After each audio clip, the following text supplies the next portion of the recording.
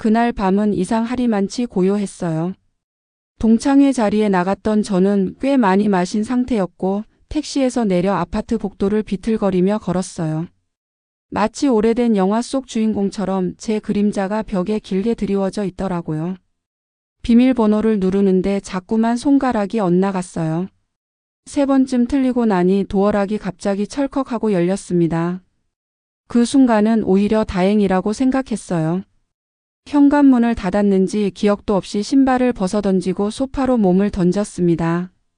남편 도윤의 회색 코트가 소파 등받이에 걸쳐져 있어서 그걸 어깨에 덮었어요. 그 코트에는 항상 익숙한 세제 냄새가 배어 있었는데 그날은 이상하리만치 낯설게 느껴지더라고요.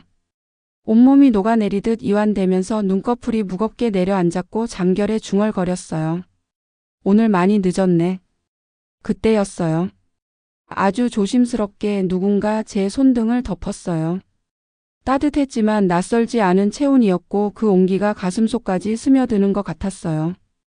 저는 남편인 줄 알고 무의식 중에 그 손을 꼭 쥐었어요. 그리고 희미한 숨소리가 가까워졌습니다.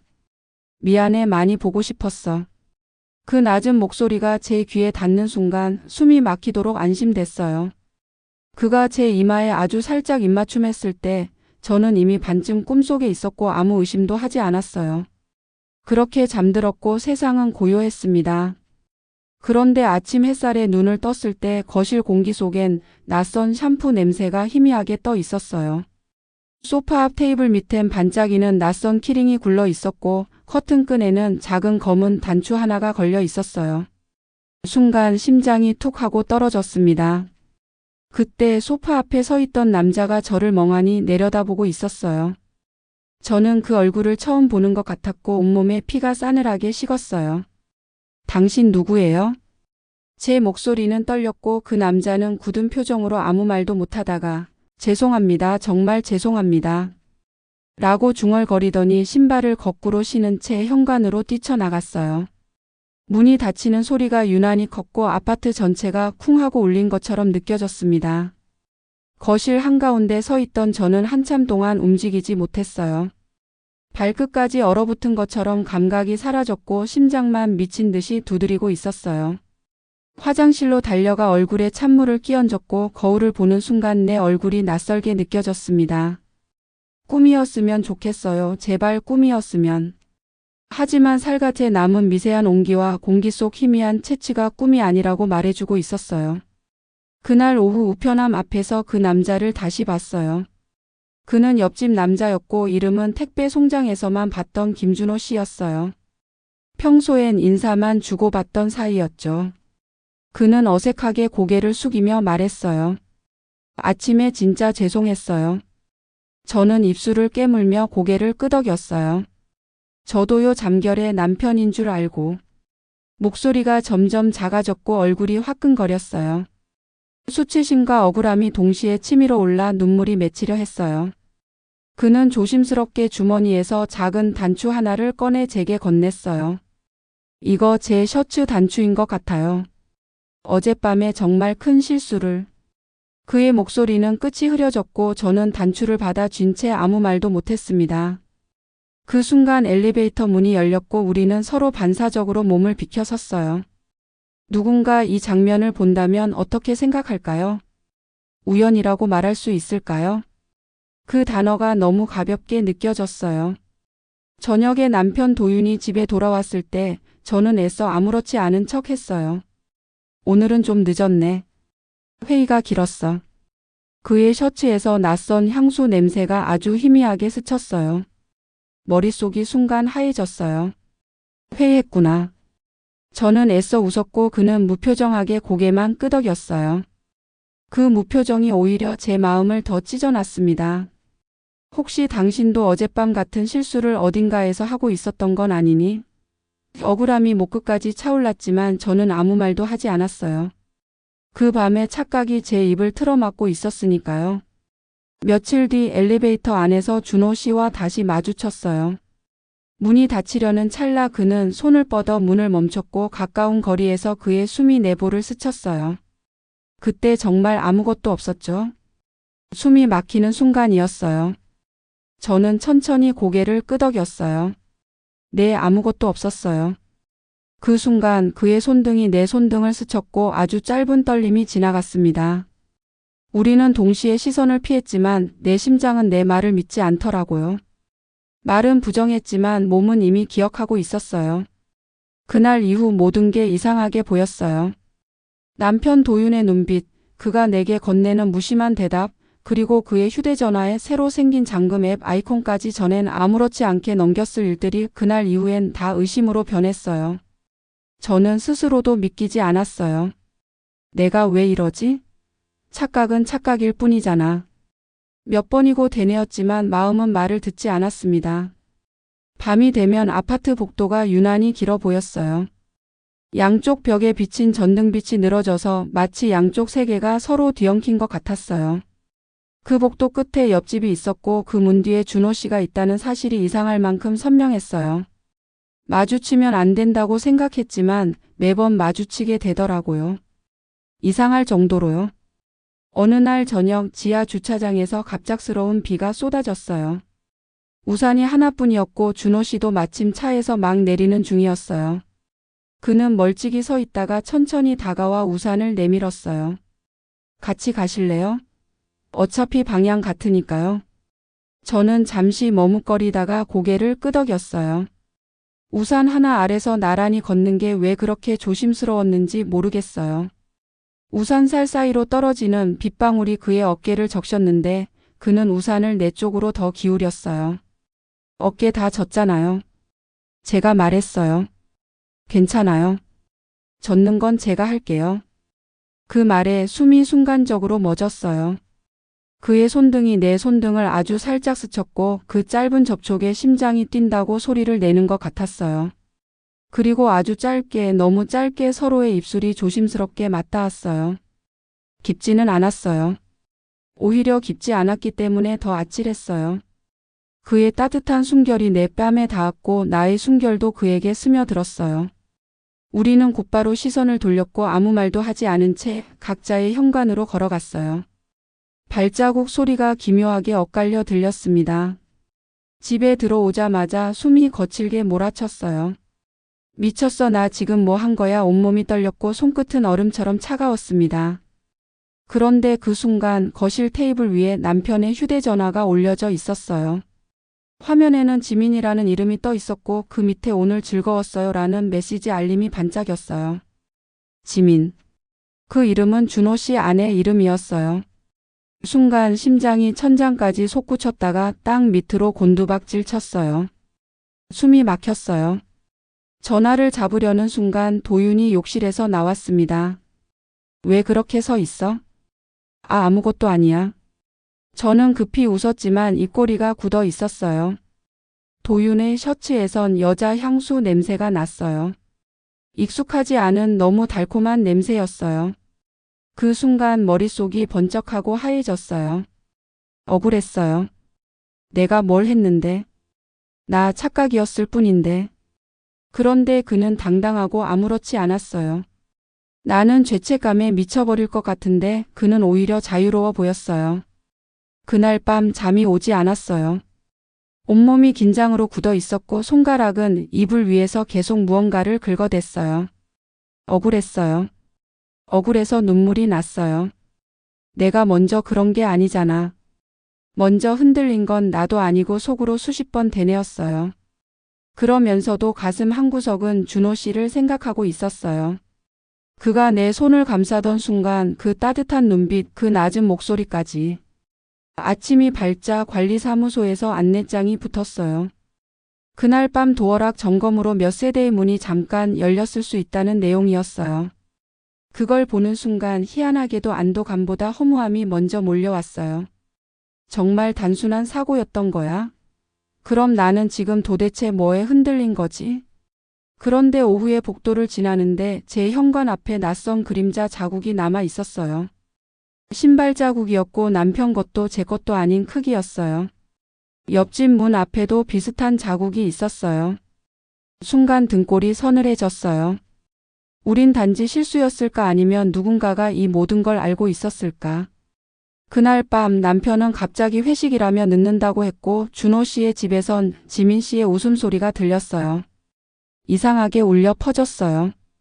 그 소리 하나하나가 내 신경을 긁는 것 같았어요.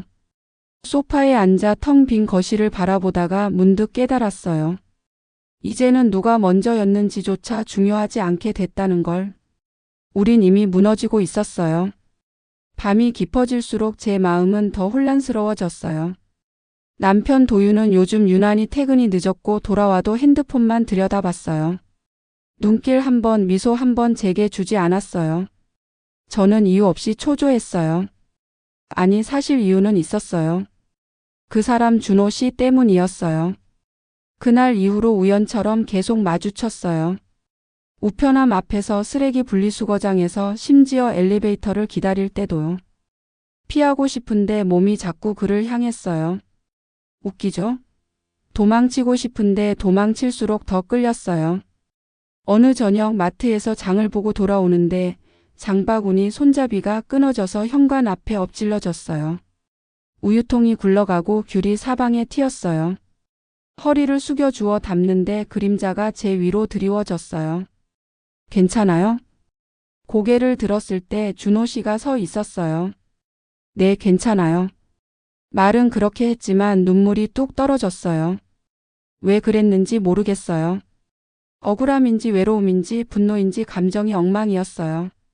그는 아무 말도 하지 않고 무릎을 꿇어 하나하나 귤을 주워 담아줬어요.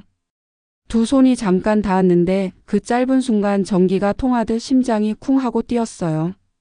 가슴이 죄책감으로 쿡 찔리면서도 동시에 이상한 안도감이 밀려왔어요. 저 요즘 힘들어요. 제가 말했어요. 그는 장바구니를 제 현관 앞에 내려놓으며 천천히 고개를 끄덕였어요. 저도요. 우리는 말없이 서 있었어요. 아주 가까운 거리에서. 숨결이 서로의 볼에 살짝 닿을 만큼. 그는 갑작스럽게 다가와 제 손목을 잡았지만 그 눈빛 속엔 두려움이 아닌 확신이 담겨 있었어요. 나도 모르게 숨을 삼킨 순간 그는 나를 바라보며 낮게 속삭였어요. 지금 멈추지 않을게. 저는 조용히 고개를 끄덕였고 그 순간 그는 강렬하게 나를 끌어안으며 뜨겁게 입맞춤했어요. 그의 거친 숨결이 내게 닿았고 내 심장 소리가 귀 바로 옆에서 쿵쾅거렸어요. 그 짧은 순간 저는 세상 모든 잘못을 내려놓고 싶었어요. 하지만 현관 불빛이 깜빡 켜지면서 현실이 와르르 무너졌어요. 우리는 화들짝 몸을 떼었고 아무 말 없이 각자 문 안으로 사라졌어요. 문을 닫고 기대에 앉았는데 눈물이 와르르 쏟아졌어요. 이제 돌이킬 수 없게 됐구나. 그날 밤 도윤의 셔츠에서 또 낯선 향수가 났어요. 이번엔 확신했어요. 그는 누군가와 그 누군가는 어쩌면 지민 씨일지도 몰랐어요. 왜냐면 낮에 준호 씨 아내 지민이 복도에서 제게 다가와 이런 말을 했거든요. 혹시 우리 집안 문패 자석 누가 건드린 거 보셨어요? 요즘 자꾸 떨어져 있더라고요. 그 말투는 조용했지만 묘하게 날카로웠어요. 제 숨이 멎었어요. 그 자석이 떨어져 있었기 때문에 그날 밤 착각이 가능했던 거니까요. 그녀의 눈빛이 제 속을 꿰뚫어 보는 것 같았어요. 혹시 이미 알고 있는 걸까요? 아니면 나처럼 의심만 하고 있는 걸까요? 둘 다일지도 모르겠다는 생각에 온몸이 서늘해졌어요. 밤이 깊어지고 집안에선 도윤의 낮은 숨소리만 들렸어요. 저는 눈을 감았지만 잠이 오지 않았어요. 자꾸만 준호 씨의 얼굴이 떠올랐어요. 그의 눈빛, 그의 목소리, 그의 손끝의 온기 그리고 그 순간마다 밀려드는 죄책감과 억울함이 제 가슴을 찢었어요. 한참 후 핸드폰이 울렸어요. 지민 씨에게서 온 메시지였어요. 혹시 우리 4명이 같이 이야기 좀 할 수 있을까요? 순간 숨이 막혔어요. 그녀는 알고 있었어요. 아니면 최소한 뭔가를 확인하고 싶어 하는 눈치였어요. 저는 핸드폰을 손에 쥔 채 한참을 떨었어요. 이제는 돌이킬 수 없는 선을 넘어선 것 같았어요. 저와 준호 씨는 서로를 향해 다가가고 있었고 그 둘 도윤과 지민은 우리보다 먼저 어쩌면 더 깊은 곳에서 얽혀 있었을지도 모른다는 생각이 들었어요. 지민 씨의 메시지를 받은 그날 밤 저는 거의 한숨도 자지 못했어요. 머릿속이 소용돌이처럼 어지러웠고 눈꺼풀은 천근만근인데 심장은 계속 미친 듯이 뛰고 있었어요. 이제 끝장이구나 그런 생각만 들었어요. 며칠 뒤 우리는 결국 한자리에 마주 앉았어요. 제 아파트 근처 조용한 카페 구석자리였어요. 테이블 위에는 각자 준비해온 무언가들이 놓였죠. 지민 씨는 두꺼운 봉투를 꺼냈고 도윤은 팔짱을 낀 채 무표정했고 준호 씨는 말없이 손가락 마디를 꾹꾹 누르고 있었어요. 그 정적이 숨막히게 무거웠어요. 지민 씨가 먼저 입을 열었어요. 그날 밤 문패 자석이 떨어져 있었어요. 그 때문에 착각이 일어났을 수도 있죠. 그녀는 제 눈을 정면으로 바라봤어요. 차분하고 담백했지만 목소리 밑바닥엔 서늘한 칼날이 있었어요. 근데 그게 그날만이었을까요? 그녀는 봉투에서 몇 장의 종이를 꺼냈어요. 도윤과 지민의 카드 사용 내역, 업무 동선 기록, 같은 호텔 라운지 이용 내역까지. 날짜들이 이상할 만큼 겹쳤어요. 저는 숨이 턱 막혔어요. 심장이 몸 밖으로 튀어나올 것처럼 쿵쾅거렸어요. 도윤은 무표정한 얼굴로 종이들을 바라보다가 아주 작게 한숨을 쉬었어요. 준호 씨가 떨리는 목소리로 말했어요. 우리가 착각 속에 갇혀 서로를 의심하는 동안 정작 다른 누군가는 선을 넘었을지도 몰라요. 그 말이 제 가슴을 찢었어요. 억울했어요. 처음부터 내 잘못이 아니었다는 걸 나는 정말 몰랐어요. 착각한 사람은 나였지만 선을 넘은 사람은 내가 아니었어요. 그 순간 도윤이 저를 올려다봤어요. 그 눈빛에는 미안함도 변명도 죄책감도 없었어요. 오히려 그래서 뭐 어쩌라고라는 듯한 무심함만 있었어요. 제 분노가 폭발했어요. 당신들 우릴 이용했어요. 우리의 죄책감을 방패처럼 쓴 거잖아요. 우리가 서로를 피하고 망설일 때 당신들은 마음껏 즐겼잖아요. 지민 씨가 고개를 떨구었고 준호 씨는 눈을 감았어요. 손가락 마디가 하얗게 될 만큼 테이블을 쥐며 말했어요. 여기서 더 망가지면 우리 둘이 진짜 잘못한 사람이 되어버려요. 그 말을 듣는 순간 제 눈물이 주르르 흘러내렸어요. 우린 사실 아무것도 안 했는데 아니 이제는 조금 했지만 그래도 그보다 훨씬 전에 이미 무너져 있었던 거예요. 카페를 나와 골목으로 들어섰을 때 밤바람이 차갑게 얼굴을 때렸어요. 저는 걷다가 멈춰섰고 준호 씨도 뒤따라오다 멈췄어요. 어둡고 조용한 골목 한복판에 둘만 서 있었어요. 서연 씨. 그가 낮게 불렀어요. 저는 고개를 들었고 그의 눈빛은 슬프게 흔들리고 있었어요. 나는 당신을 지켜주고 싶었어요. 나도요. 그런데 우리에게 지킨다는 말은 각자의 경계를 다시 세우는 일이었나 봐요. 그는 아주 조심스럽게 제 손을 잡았어요. 떨림이 전해졌어요. 우리는 서로를 단단히 한 번만 끌어안았어요. 그리고 조용히 떨어졌어요. 그 순간 입맞춤을 하지 않기로 선택했어요. 아이러니했어요. 사랑했기 때문에 하지 않기로 한 거였어요. 집에 돌아오자마자 저는 도윤에게 말했어요.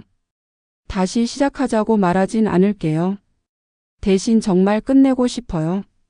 내가 나 자신에게 부끄럽지 않게 그렇게 끝내고 싶어요. 도윤은 대답하지 않았어요. 그 무표정이 오히려 대답처럼 느껴졌어요.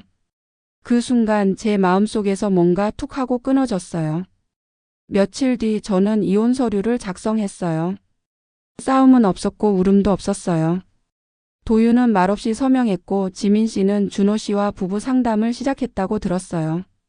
우리는 4명 모두 무너졌지만 적어도 더 이상 서로를 핑계로 쓰지 않기로 했어요. 몇 달이 흘렀어요. 이상할 정도로 조용했어요. 처음엔 그 적막이 견디기 힘들었는데 시간이 지나니 오히려 숨을 쉴 수 있게 되더라고요. 전 남편 도윤과는 협의 이혼을 마쳤어요. 싸움도 눈물도 없었어요. 법원 복도에서 서류를 넘겨주며 마지막으로 눈이 마주쳤는데 그는 미묘하게 웃었어요. 그동안 고마웠어. 그 한마디가 참 이상했어요. 무너뜨려 놓고 고맙다니. 하지만 저도 그냥 웃었어요. 응. 나도 고마웠어. 그렇게 끝이 났어요. 저는 작은 도서관에서 사서 아르바이트를 시작했어요. 책등을 정리하고 먼지를 털고 조용한 서가 사이를 걷다 보면 문득 그날 밤이 떠오르곤 했어요. 어두운 거실 소파 위에 얇은 숨결, 그때의 심장 소리. 그 모든 게 마치 오래된 꿈처럼 희미해졌어요. 그런데도 가끔은 아주 생생했어요. 눈을 감으면 그날 밤의 공기까지 그대로 느껴졌어요.